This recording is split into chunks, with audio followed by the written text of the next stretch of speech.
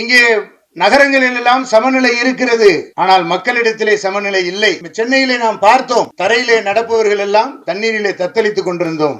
அதற்கு காரணம் என்ன? பக்கத்து வீட்டிலே அருகாமையிலே வசித்துக் கொண்டிருந்தவர்கள் அந்த தண்ணியில தத்தளிச்சதுக்கு அப்புறம் மேல இருந்து பார்த்து, ஹலோ உங்களை எங்கேயோ பார்த்த மாதிரி இருக்கு, 10 வருஷமா உன்னோட தான் பக்கத்து வீட்டுல குடியிருக்கேன் அப்படின்ற நிலை இருந்தது, நாம் பார்த்தோம்.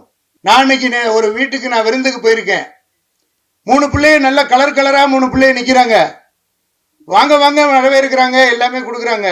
நம்ம சொந்தஞ்சுரத்தில் இப்படி ஒரு பிள்ளைய கலரா பார்த்தது இல்லையே, வித்தியாசமா இருக்கே அப்படின்னு கேட்டா, அதை கூட வாடகைக்கு அமர்த்தி வரவேற்கிற நிலை இன்று மாறி இருக்கிறது.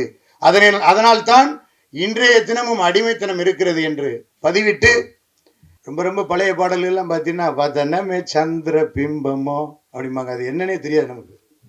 அன்பார்ந்த இங்கே குழுமி இருக்கக்கூடிய பெரியோர்களே, தாய்மார்களே மற்றும் பத்திரிகை துறை நண்பர்களே, உங்கள் அனைவருக்கும் என் முதற்கண் கலப்படம் இல்லாத வணக்கத்தினை தெரிவித்துக் கொள்கிறேன். இந்த இடத்தில் மிகப்பெரிய ஆளுமைகள் இங்கே இருக்கிறார்கள். ஒன்று கவி பேரரசு. ஒரு காலத்தில் நம்ம எல்லாம் சின்ன பிள்ளையில நம்ம கேட்டிருக்கோம், பாடல்கள் பாடுவாங்க, அந்த பாடல்கள் நம்ம வாக்கில நுழையாது. ரொம்ப ரொம்ப பழைய பாடல்கள்லாம் பார்த்தீங்கன்னா, வதனமே சந்திர பிம்பமோ அப்படிம்பாங்க. அது என்னன்னே தெரியாது நமக்கு.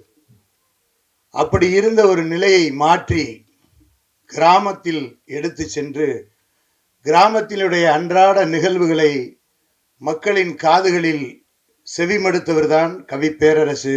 அதனால்தான் அவர் கவி பேரரசு. ஏனென்று சொன்னால், ராஜராஜ சோழனை நாம் பேரரசர் என்று சொல்லுவோம், மற்றவர்கள் எல்லோரும் அரசர்கள் தான்.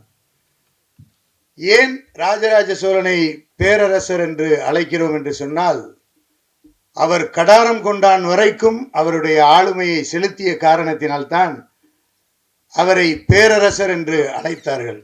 அதே போல கவித்துவத்தில் எங்கள் ஊருக்கு அருகாமையில் இருக்கக்கூடிய சிறுகுடல்பட்டியிலே பிறந்த கவிஞர் கண்ணதாசன் அவர்களுடைய ஊரிலிருந்து நான் பிறந்த ஊர் கிட்டத்தட்ட ஒரு 7 கிலோமீட்டர் இருக்கும்.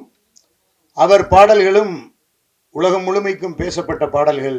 அதையும் தாண்டி உலகத்தில் இருப்பவர்கள், மொழி தெரியாதவர்களையும் முணுமுணுக்க வைத்த பாடல்களை கொடுத்தவர் கவி பேரரசர் அவர்கள். அடுத்ததாக இங்கே வந்திருக்கக்கூடிய அமைச்சர் அவர்களை நான் சொல்லியே ஆக வேண்டும். எனது சித்தப்பா அவர்கள் எங்கள் தொகுதியிலே ஒரு முறைக்கு மேல் வென்றவர்கள் யாரும் கிடையாது. சே மாதவன் கேள்விப்பட்டிருப்பீர்கள். அவர் 2வது முறையாக வெற்றி பெற்றார். 2வது முறையாக வெற்றி பெற்றார் என்று சொன்னால் கிட்டத்தட்ட 15-20 ஆண்டுகளுக்கு கழித்து வெற்றி பெற்றார். தொடர்ந்து 5வது முறையாக சட்டமன்ற உறுப்பினராக எங்கள் தொகுதியிலே அவர் வெற்றி பெற்றுக் கொண்டிருக்கிறார் என்று சொன்னால், அவர் சார்ந்த இயக்கம் கடந்து, மொழி கடந்து, மதம் கடந்து, இனம் கடந்து அனைவரையும் நேசிக்கக்கூடியவராக இருக்கிற காரணத்தினால் இன்றளவிலும் அனைவரையும் கவர்ந்து 5வது முறையாக சட்டமன்ற உறுப்பினராக பொறுப்பேற்றிருக்கிறார். உண்மையிலேயே என்னை பொறுத்தவரையிலே என் மகன் இங்கே டாக்டர், அவர் வந்திருக்காரு. நான் சொன்னேன், டேய் ஐயா வர்றாரா அப்படின்னு. உடனே நான் கீழே ஜீப்பில் இறங்கி நின்றுக்கிட்டு மைக்கில் பேசினேன். அதிகபட்சம் இருந்து 5 நிமிஷம் இருக்கும். கடகடன்னு கிளம்பிட்டு, அப்பா நான் ரெடி வந்துட்டேன் அப்படின்னா. ஏன்னா எங்களுடைய குடும்பத்தில் இருப்பவர்கள் அனைவரும் சித்தப்பா என்று சொன்னால் ஏதோ ஒரு பேச்சிற்காக சித்தப்பா இல்லை. உண்மையிலே என் தகப்பனோடு பிறந்த சித்தப்பாவை கூட அந்த அளவுக்கு நினைத்ததில்லை. அந்த அளவிற்கு எங்களுடைய மனங்களை கவர்ந்தவர் இந்த வேட்டைக்காரியை துவக்கி வைப்பதற்கு வந்திருக்கிறார் என்று சொன்னால், நீங்கள் இந்த தயாரிப்பாளர் கவலைப்பட வேண்டாம், வெற்றிக்கு சொந்தக்காரர் அவர். நிச்சயமாக உங்க படம் வெற்றி அடையும் என்பதிலே இருவேறு கருத்து இருக்க முடியாது. கவிஞருடைய கவித்துவத்தை நாம் பார்த்தோம். இந்த படத்தினுடைய அடி விஷயத்தை நாம் பார்த்தோம். இங்கே நகரங்களில் எல்லாம் சமநிலை இருக்கிறது, ஆனால் மக்களிடத்திலே சமநிலை இல்லை. காடுகளில் சமவெளி இல்லை, சமநிலை இல்லை. ஆனால் மரங்கள், குருவிகள், பறவைகள் அனைத்தும் சமநிலையோடு வாழுகிறது என்பதை முதல் பாடலிலே அவர்கள் வெளிப்படுத்தினார்கள். அதை பார்த்தோம். அதை பார்த்த பொழுது மக்கள் எல்லாம் இப்பொழுது நாம் நேசிக்க தவறிவிட்டோம். இப்பொழுது கூட சொன்னார், செங்கல் சூளையிலே அடிமைத்தனம் இருக்கிறது என்று சொன்னார். அதற்கு காரணம் என்ன? ஒருவருக்கொருவர் மனித நேசத்தை நாம் மறந்து விட்டோம். பணத்தின் மீது நாம் நாட்டம் கொண்ட காரணத்தினாலே மனித நேசத்தை நாம் மறந்து விட்டோம். நான் எனது சித்தப்பாவை பற்றி சொல்லுகிற பொழுது அவருடைய நேசத்திற்குத்தான் நாங்கள் எல்லாம் அடிமை என்பதை சொன்னேன். நாம் இங்கே சென்னையிலே நாம் பார்த்தோம், தரையிலே நடப்பவர்கள் எல்லாம் தண்ணீரிலே தத்தளித்துக் கொண்டிருந்தோம். அதற்கு காரணம் என்ன? பக்கத்து வீட்டிலே அருகாமையிலே வசித்துக் கொண்டிருந்தவர்கள் அந்த தண்ணியில தத்தளிச்சதுக்கு அப்புறம் மேல இருந்து பார்த்து, ஹலோ, உங்களை எங்கேயோ பார்த்த மாதிரி இருக்குடே, 10 வருஷமா உன்னோட தான் பக்கத்து வீட்டில் குடியிருக்கேன் அப்படின்ற நிலை இருந்தது நாம் பார்த்தோம். அதற்கு காரணம் என்ன? மனித நேயம் கொஞ்சம் கொஞ்சமாக குறைந்து விட்டது. நாம் வீடுகளிலே இருக்கக்கூடிய நல்ல நல்ல நிகழ்ச்சிகள், சுப நிகழ்ச்சிகள் எல்லாம் பார்ப்போம்.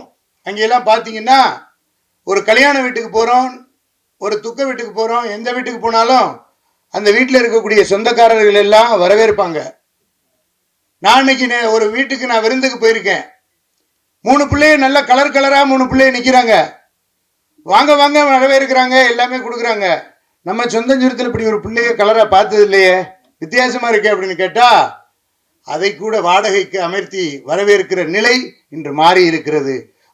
அதனால்தான் இன்றைய தினமும் அடிமைத்தனம் இருக்கிறது என்று பதிவிட்டு, இந்த சமூகத்தில் இருக்கக்கூடிய நிகழ்வுகளில் நாம் எல்லாம் என்ன நினைத்து கொண்டிருக்கிறோம்? 18ஆம் படி கருப்பரை வணங்கக்கூடியவன் எங்க சித்தப்பார பெரிய கருப்பன். ஆகவே கருப்பரெல்லாம் உங்களுக்கு நாங்கள் வந்திருக்கிறோம். நீங்கள் இந்த மூவிக்கு பேரும் ஆரம்பத்திலே கருப்பருடைய ஆசி இருக்கிறது என்று சொல்லி இருக்கிறீர்கள். நிச்சயமாக இந்த பட்டம் வெற்றியடைய வேண்டும். அது காவல்துறையின் சார்பாக நான் முழு மனதோடு வாழ்த்துகிறேன். மேலும் வேட்டைக்காரியினுடைய புகழ் ஓங்குவட்டும். உங்களுடைய இந்த படத்தினுடைய ஹீரோ அதில் பார்க்கல வேற மாதிரி இருக்காரு, இங்கே பார்க்கல வேற மாதிரி இருக்காரு. ஒருவேளை டபுள் ஆக்டா வந்துட்டீங்களான்னு தெரியல. ஸோ அந்த அடிப்படையில் நீங்கள் எல்லோரும் இன்புற்று வாழ வேண்டும்.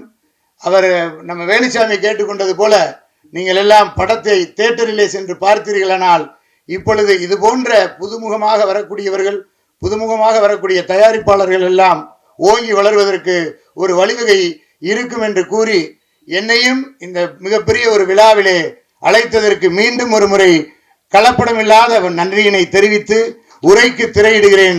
நன்றி, வணக்கம். அடுத்து நம்ம பேரரசை பத்தி சொல்ல மாட்டேன். எங்க ஊர் பக்கத்தூர்காரரு, சொந்தக்காரரு, ஒரு அடிப்படையிலிருந்து மிகப்பெரிய லெவலுக்கு வந்தவர். பேரரசு அவருடைய படங்கள் எல்லாம் வெற்றி படங்களை தந்தவர். அவரும் இங்கே வந்திருக்கிறார். நிச்சயமாக அடுத்து அவரோட ஒரு கூட்டணி அமைச்சு அடுத்து நீங்க பண்ணுங்க. உங்களுடைய வாழ்த்துக்கள். நன்றி, வணக்கம்.